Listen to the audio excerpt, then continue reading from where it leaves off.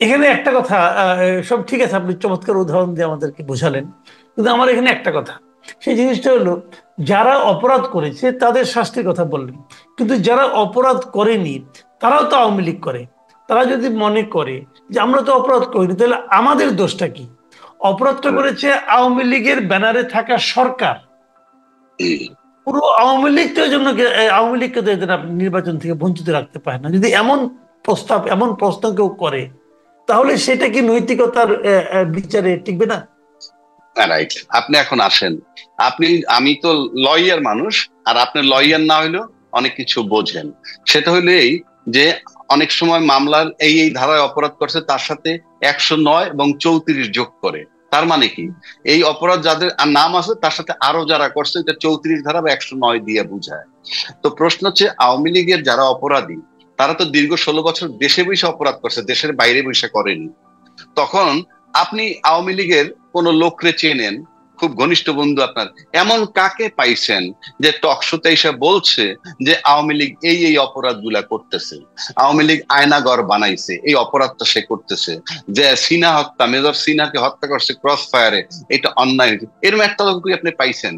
তার মানে কি, সবাই সমর্থন করছে আওয়ামী লীগের তখনকার 16 বছরের যে অ্যাক্টিভিটিস আওয়ামী লীগ যারা করতো সবাই সমর্থন করছে, কিন্তু এর মানে না আমি সবাইকে দোষী বলছি। কিন্তু প্রশ্ন হচ্ছে, এটা তো একটা বিচারের ব্যাপার, ট্রায়ালের ব্যাপার। ওই বিচারের মধ্যেই চলে আসবে কারা কারা অপরাধী, কারা কারা অপরাধীর সাথে সহযোগিতা করছে। এর বাইরে যারা থাকবে, ন্যাচারালি তাদের ব্যাপারে কোনো কমপ্লেন থাকবে না। কিন্তু আপনি, আমি ব্যক্তিগতভাবে, আপনিও টকশো করছেন, আমিও টকশো করছি, এবং আপনার সাথে উল্টা দিকে আওয়ামী লীগের লোক ছিল। আপনি জিন্দিগিতে শুনছেন কেউ এসে বলছে যে আমাদের সরকার এই যে আয়না ঘরে ইয়ে আটকে রাখছে, কি বলে, যে ব্রিগেডিয়ার আজমি এটা অপরাধ, সিনা, মেজর সিনাকে হত্যা করছে, এটা খুব অন্যায় হয়েছে, ক্রস ফায়ার দিয়েছে, বলছে? বলেনি। সুতরাং total Awami League was supported by the Awami people. সুতরাং আপনি ইন জেনারেল বলতে পারবেন না কারা নির্দোষ কারা দোষী নয়। It's a question of judgement. তো ওই হিসাব করতে গেলে আপনাকে জাজমেন্ট পর্যন্ত অপেক্ষা করতে হবে।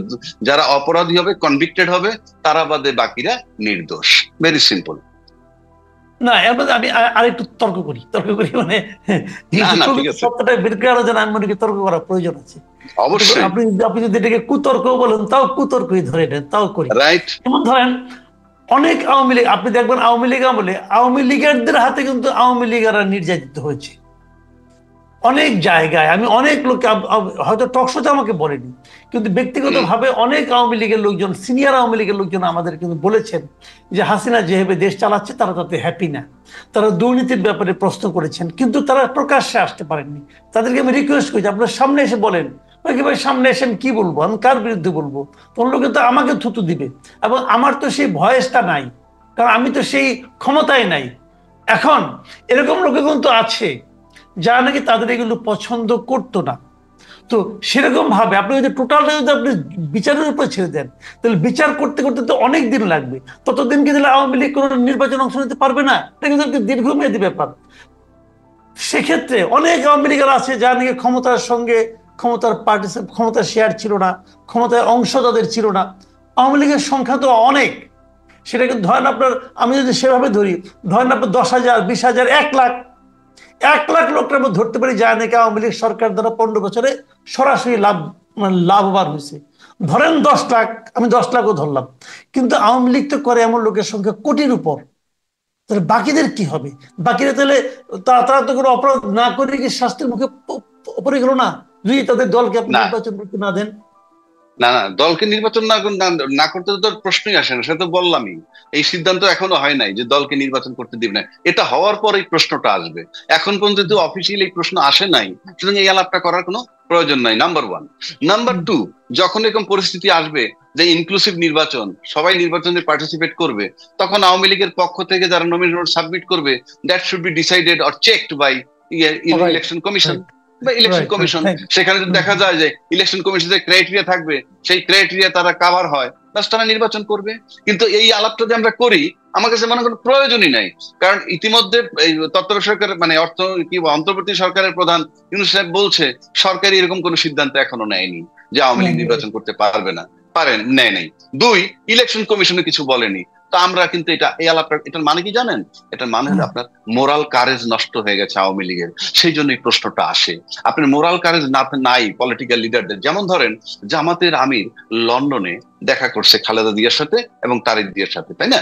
আপনি স্ট্রেইট বলবেন, ইয়েস আমি সেখানে গিয়েছিলাম দেখা করতে। কেন? যে তারা একটা বৃহত্তর দল, দেশের যে ক্রাইসিস, তাতে তারেক জিয়া দেশে নাই, খালেদা দেশে নাই।